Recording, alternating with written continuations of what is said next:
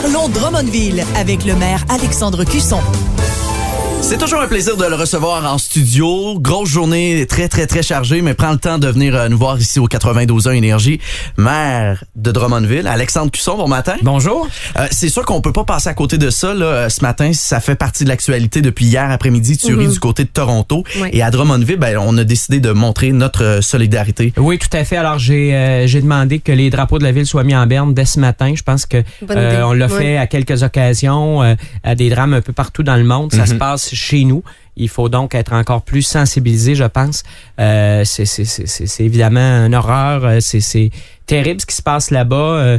J'ai hâte qu'on en sache plus là, sur les motivations, sur comment tout ça s'est produit. Mais évidemment, il y a probablement des gens de Drummondville qui ont des amis qui sont touchés de près ou de loin. Toronto, là, c'est presque à côté de chez nous. C'est pas loin, donc évidemment, nos condoléances, notre solidarité pour tous les gens qui sont touchés par ce triste événement, cette horreur de la vie, je vous dirais. Et tu disais horaire chargé, Anthony, ça a été le cas en fin de semaine. Beaucoup de déplacements pour vous. M. Cusson, vous étiez conférencier invité au Congrès national du Parti libéral. Donc, vous avez rencontré, les gens du parti, mais surtout le premier ministre, M. Trudeau, vous a même accordé un 30 minutes en privé. C'est rare, ça. Oui, c'est rare et je pense que je le prends là, vraiment comme un privilège parce que c'est l'occasion. Évidemment, j'étais là pour parler au nom des municipalités, un peu nos attentes et tout ça, mais veut pas, on glisse sur les sujets plus locaux. On a parlé de Drummondville, on a parlé de dossiers drummondvillois qui avancent avec le gouvernement fédéral. On a même eu l'occasion de se rappeler, parce qu'on est à peu près du même âge, de se rappeler nos premiers souvenirs politiques qui datent de 1980, etc., quand son père avait été réélu là, après un court purgatoire dans l'opposition. Donc, ça a été extrêmement sympathique comme rencontre. Vous savez, dans mon travail, je rencontre des politiciens de toutes les allégeances et mon rôle, c'est de travailler avec les gens qui sont élus, qui sont choisis, donc, et qui sont là. J'ai pas de jugement à porter. Mais je dois dire là que sur le contact humain, sur la présence, parce que j'en rencontre beaucoup, Justin Trudeau est dans une classe à part. On sent que quand il est avec nous, il est pas avec personne d'autre. Il se demande pas c'est quoi ma prochaine rencontre. Est-ce qu'il a fini de me parler de ses affaires? Je pas parce qu'il... Écoutez, il doit passer ses journées à se faire demander des choses, à se faire sensibiliser sur des dossiers. Et ça, je pense que c'est important de le souligner. Ça a été une rencontre là, fort intéressante. Un lien qu'on pourrait avoir qui va peut-être aider en lien avec ça, parce que il y a le défi des villes intelligentes et on a déposé notre candidature pour le projet de l'ex-Fortissimo. Un gros projet qu'on commence à connaître un petit peu, mais on pourrait recevoir une grosse subvention. En tout cas, on va essayer de l'avoir. Oui, le gouvernement du Canada a lancé le défi des villes intelligentes. Il accorde des bourses. Dans le cas on pouvait Drummondville aller là jusqu'à une demande de 50 millions. Il y a une bourse de 50 millions. Il y a il y a 4 bourses de 10 millions. Bon, 2 de 50, 4 de 10, etc. Évidemment, nous, on applique sur une bourse de 10. C'est lié à notre projet.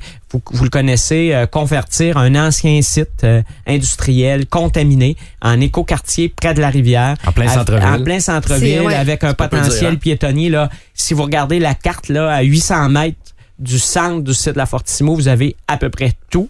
Les commerces, épiceries, marché public, hôpital, des écoles publiques, privées. Vous avez le centre-ville, vous avez le terminus urbain, transport en commun. Vous avez la bibliothèque publique. Donc, c'est incroyable. C'est vraiment dans la tendance des écoquartiers. Et ce que je pense, c'est que on est porté à croire, là, ville intelligente, c'est applications, c'est téléphones cellulaires, etc. C'est pas que ça. Ça s'intègre, mais c'est aussi une ville intelligente, c'est une ville qui a une vision durable de son développement, une ville qui intègre les technologies actuelles, futures, etc. Et quand je regarde un peu là, ce qui se prépare, ce qui se présente comme projet, je pense que notre projet pourra se démarquer, mais ça sera pas facile. Hein? Non, c'est ça. Vous n'êtes pas les seuls à le vouloir. On n'est pas les seuls à le vouloir. Ça, hein? En fin de semaine, là, Yannick faisait référence au panel, la conférence au fond qu'on a donnée là, sur les besoins municipaux. J'étais avec la mairesse de la ville de Victoria en Colombie-Britannique qui applique sur la même bourse que nous. Donc, bon. Comme il y en a deux, on a convenu, elle et moi, qu'on les prendrait. On ne s'est pas chicané.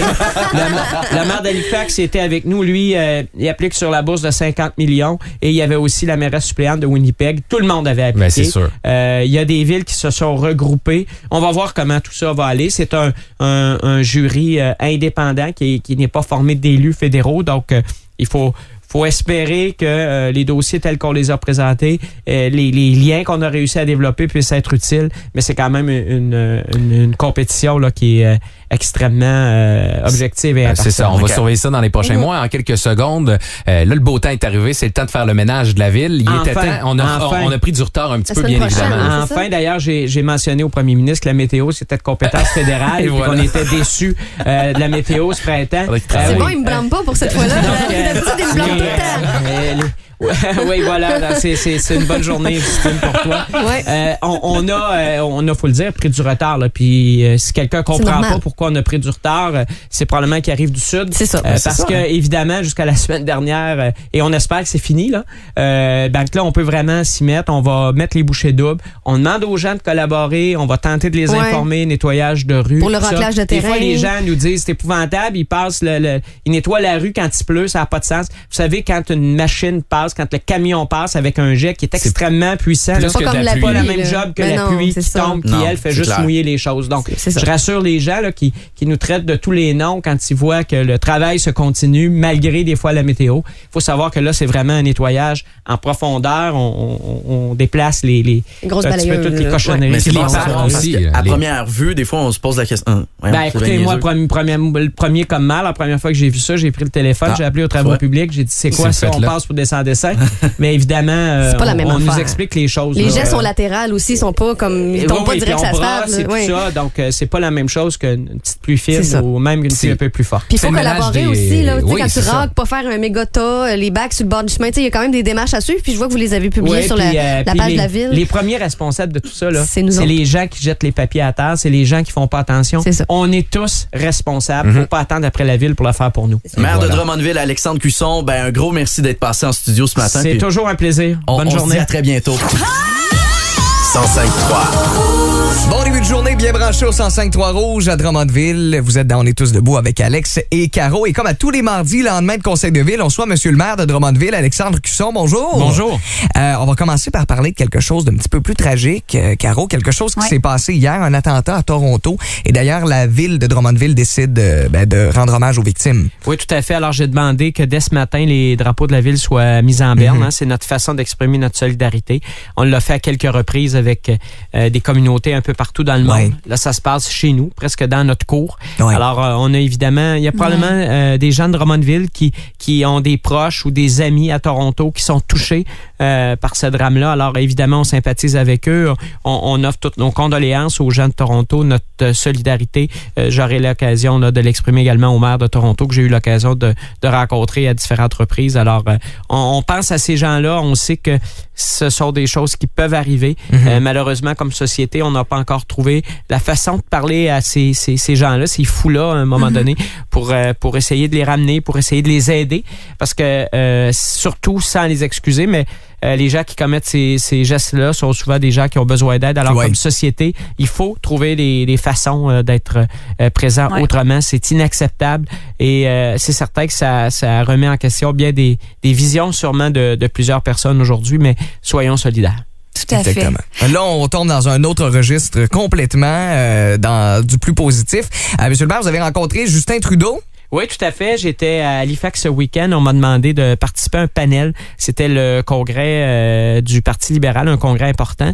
Et ils avaient demandé à 4 maires, non sous une forme partisane. Là, j'étais pas là comme militant, j'étais là comme maire pour présenter les besoins des villes du 21e siècle, avec la mairesse de Victoria en Colombie-Britannique, le maire d'Halifax, également la mairesse suppléante de Winnipeg, qui est la présidente de la Fédération canadienne des municipalités. Donc, tous les 4 samedi matin, on a présenté avec le ministre des Infrastructures les besoins des villes. Mais moi, j'ai eu le privilège, contrairement à mes collègues, de passer une petite demi-heure avec M. Trudeau en fin de journée pour échanger sur les besoins du Québec, sur les besoins de Drummondville, l'importance des changements climatiques, les impacts.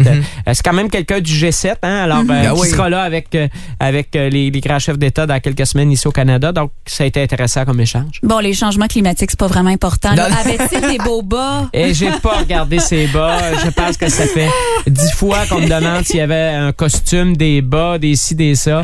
Je pense que ça a été vraiment une rencontre de contenu, mais fort agréable, très détendu. On sentait qu'il avait du temps. Ça a été ça a été fort agréable. C'est quelqu'un qui, au-delà des opinions politiques, là, moi, je suis pas là pour avoir des opinions politiques. Je suis là pour faire avancer les dossiers de Drummondville, mais qui, lorsqu'il rencontre quelqu'un, en tout cas, moi, toutes les fois que je l'ai rencontré, cette fois-là, ça a été un peu plus long, c'est probablement le politicien là qui assume des responsabilités aussi importantes, qui accorde qui est vraiment avec nous quand il nous rencontre. Ouais. Il se demande pas quand ça va finir et on n'a pas l'impression qu'on est plate. En tout cas, j'espère que je ne l'étais pas.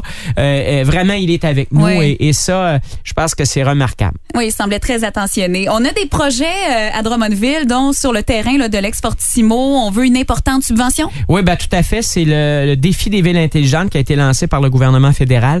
Pour une ville de la taille de Drummondville, c'est une bourse potentielle de 10 millions. C'est vraiment un concours. Là. Il y a, les villes ont jusqu'à aujourd'hui pour déposer les projets. Ces projets-là vont être rendus publics. Les gens vont voir un peu ce qu'on rêve pour Fortissimo. On parle d'un écoquartier avec du résidentiel, avec des commerces, avec une connectivité incroyable. Vraiment des choses intéressantes. Les gens vont être surpris.